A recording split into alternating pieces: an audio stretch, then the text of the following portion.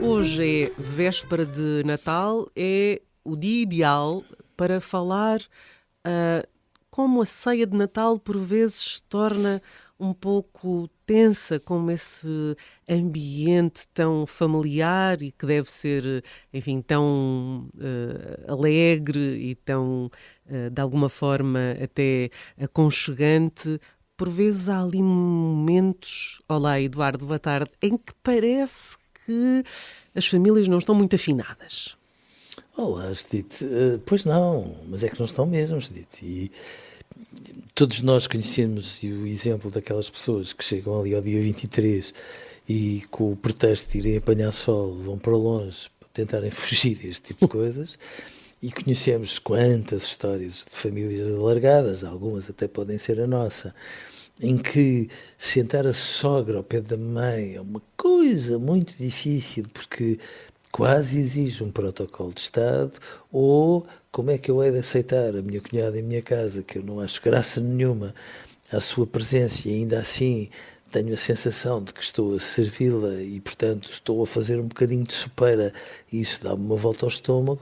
E, portanto, de facto, o Natal não é a festa da família, pelo menos em todas as famílias, e é uma pena que não seja, porque eu percebo que as pessoas possam não se dar bem umas com as outras, Judite. É evidente que não vale a pena nós esperarmos que magicamente, ao chegarmos ao Natal, se passe uma espécie de lexívia sobre tudo isto e onde havia nódoas difíceis, de repente, haja só o brilho do sol a ligar as pessoas. E, portanto, é muito, muito triste. Não devia ser assim. E isto contamina o Natal, porque às vezes mais vale nós nos deixarmos de formalismos e não termos uma espécie de protocolo de Estado a organizar a nossa relação com as pessoas com quem nós estamos literalmente a nu, literalmente à vontade, literalmente descontraídas, porque senão a festa, afinal, não é festa, é um formalismo. E isso, para uma coisa tão preciosa de simbolismo como o Natal, pois, magoa, é que é pior do que não ter graça, é que magoa mesmo. Há alguma forma, não digo que haja uma fórmula secreta e totalmente eficaz, mas há alguma maneira de evitar alguns conflitos e algumas questões que são inconvenientes? Dá para pensar nisso antes de nos reunirmos à mesa? Eu acho que devia haver pelo menos o dever do comedimento, não é? Ou seja, não vale a pena nós sermos absurdos a ponto de imaginarmos que uma festa é uma espécie de onda de pó de arroz que de repente vai fazer com que tudo fique bem, mas também não é por um comentário mais áspero, com mais arestas, mais azedo, etc., que de repente nós acabamos por resolver, seja o que for que deixamos por resolver, às vezes anos a fio.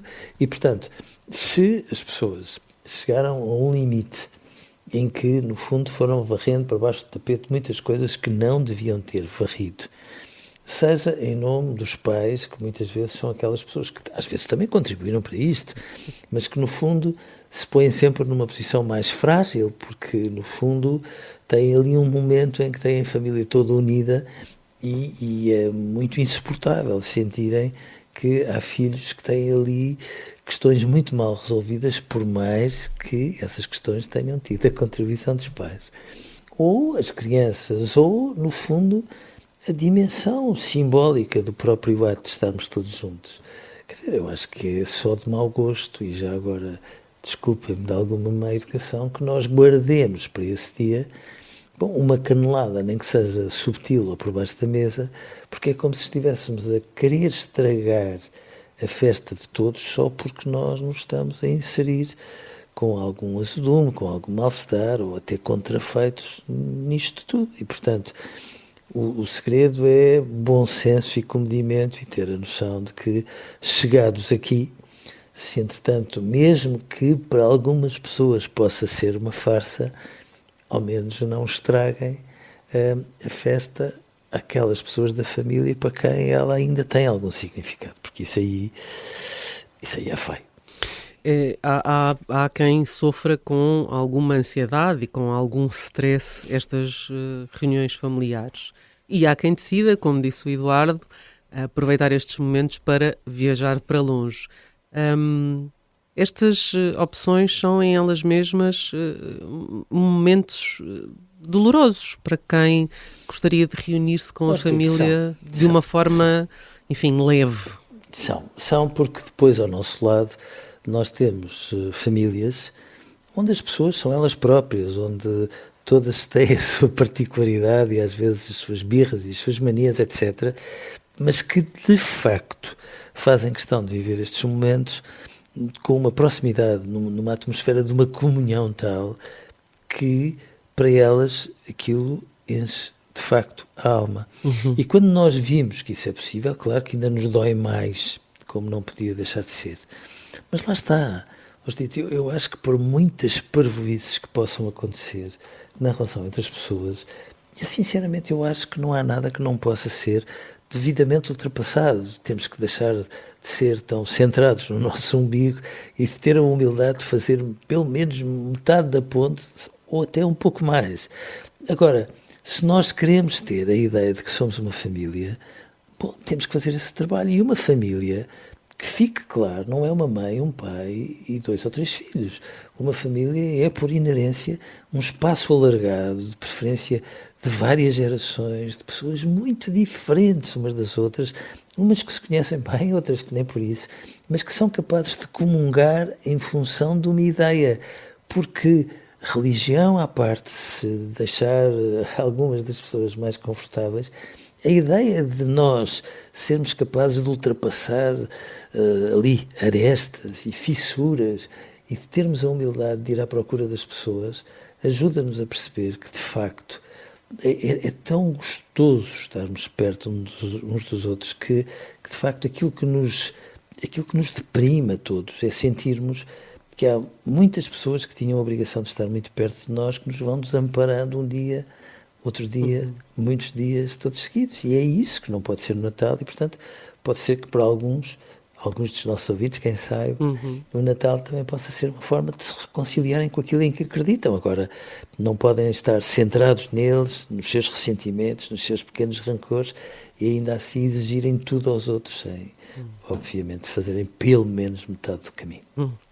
Há também, claro, não podemos esquecer aqueles que passam afastados por outros motivos ou aqueles que perderam entes queridos e que, para quem a festa é muitas vezes um momento ainda mais difícil. Isto aí, a festa não é só difícil, a festa é dura, é tudo menos uma festa, porque ajuda a perceber que há um buraco que ficou absolutamente nu e que não é possível iludir, e é nessas circunstâncias, dito, em que a dor, que também ajuda a unir as pessoas, assim elas sejam capazes de a manifestar e de a acolher, se for o caso, a dor pode ajudar-nos a perceber que não estamos sozinhos, mas ajuda-nos a perceber uma coisa, Judite, é que às vezes tivemos birras e parvoíces que, ao pé de coisas tão fundamentais, bom, acabámos por dar atenção a porcariazinhas que eram absolutamente supérfluas e que estão muito aquém, muito aquém do Natal. Acho que esta é a melhor forma de acabar hoje o programa. Pensem nisso antes de irem para a ceia de Natal.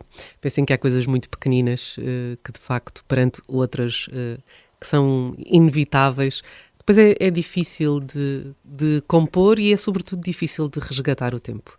Eduardo, um bom Natal, uma boa ceia para hoje. Amanhã é um bom dia de Natal e nós voltamos a encontrar-nos no dia 26. Quinta-feira, dia 26, porque no dia 25 estamos de feriado. Dito, um bom Natal para si. Eu que espero que tenha muitas prendas ao nível daquilo que merece, de acordo? e um bom Natal para todos os ouvintes que nos têm acompanhado ao longo deste tempo todo e a quem nós, no fundo, estamos imensamente gratos. É isso. Faço minhas as suas palavras. Eduardo, um grande abraço, obrigada. E então Outro até para si, quinta-feira. Judite. Um bom Natal e até quinta.